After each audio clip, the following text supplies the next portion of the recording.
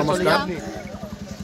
আজ 25শে ফেব্রুয়ারি একটি ত্রিপুরা রাজ্যর সমস্ত YTF এর ডাকে আজ ত্রিপুরা রাজ্যের সকল জায়গায় আজকে YTF এর একটি বৃহত্তম বাইক র্যালি হতে যাচ্ছে এবং ত্রিপুরার আমি মনে করি ত্রিপুরার সর্বশ্রেষ্ঠ বাইক র্যালি হবে। আমাদের মনুসলিংটা সামনু মানিকপুর মিলে প্রায় 300-350 বাইক নিয়ে আমরা আজকে বাইক র্যালি করতে যাব এবং আমরা আগামী দিনে সরকারকে বার্তা দিতে চাই আমরা যুবকরা এখনও পিছিয়ে নেই এবং মহারাজার সাথে আমরা এখনও আছি এবং পরবর্তীতে থাকব। পার্টির মেরুদণ্ড হিসাবে YTF পার্টিকে আমরা খুব স্বীকৃতি দিই।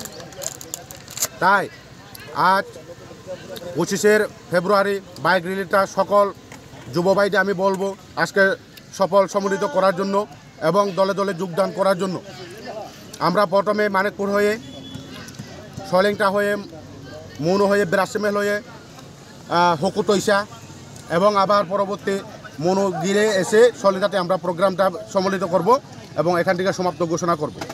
তো যে সমস্ত যুব ভাইরা এখনও আমাদের এই লাইভ টেলিকাস্ট এখনও দেখছেন না বা দেখছেন, আপনারা আমাদের YTF এর পক্ষ থেকে সেন্ট্রাল কমিটি এবং ব্লক কমিটির তরফ থেকে যে আজ একটি বাইক র্যালি সংগঠিত করা হয়েছে এই সংগঠনে এবং এই বাইক র্যালিতে যোগদান করার জন্য আমি বিনম্র আবেদন করছি।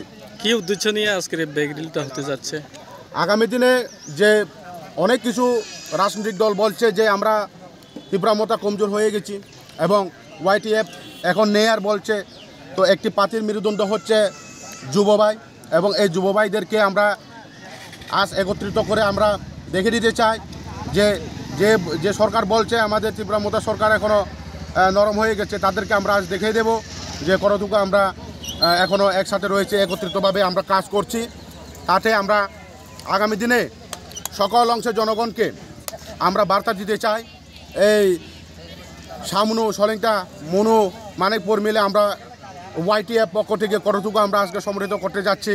তাই আমাদের কাছে বিনম্র আবেদন, আপনারা যে সমস্ত যুব ভাইরা এখনও আসেনি আপনারা তাড়াতাড়ি চলে আসুন আমাদের আজকে এই বাইক র্যালিতে সমৃদ্ধ করার জন্য। তো সবাইকে নমস্কার। Tripura Motha long live, YTF long live, GWF long live, বোবাগরা লং লেভ, জুজু।